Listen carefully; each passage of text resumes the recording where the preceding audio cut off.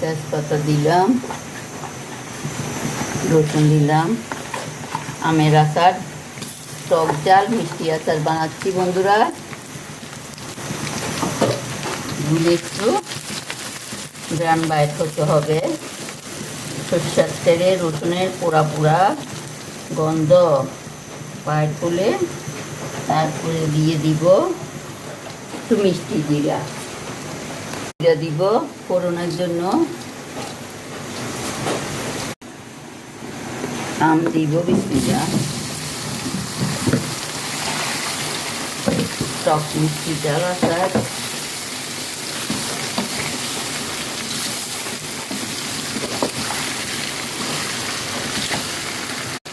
একটু হলুদ দিব,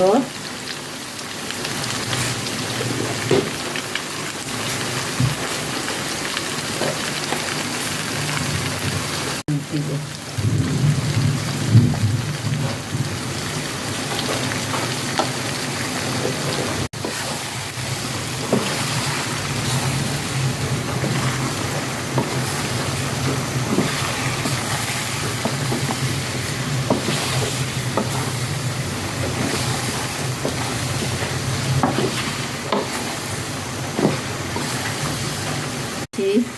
গুড়,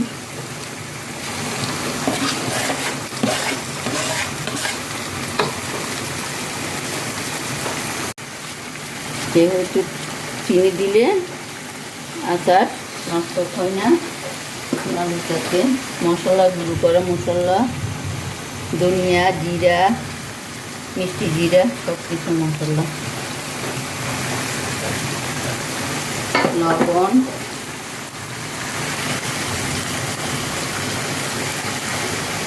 ব্যাস আস্তে আস্তে গলবে শুধু ছোটো আঁচে রেখে। এখন আমের থেকে গুড় চিনির পানি বের হয়ে গেছে। এখন একটু ডিমে আঁচে রাখবো পানিগুলি শুকিয়ে যাওয়ার জন্য। তারপর এভাবে রেখে দিব কিছুক্ষণ। আমগুলি হয়ে গেলে আবার দেখানো হবে। আমগুলি হয়ে গেছে আমার। আমের আচার রান্না, টক ঝাল মিষ্টি। এখন একটু ভিনিগার দিব, হালকা ভিনিগার দিয়ে তারপরে একটু আবার লাস্ট পর্যায়ে আমার মশলা ঘর বানানো।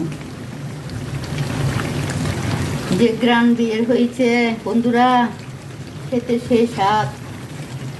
ওয়াও, একটু চেটে দেখলাম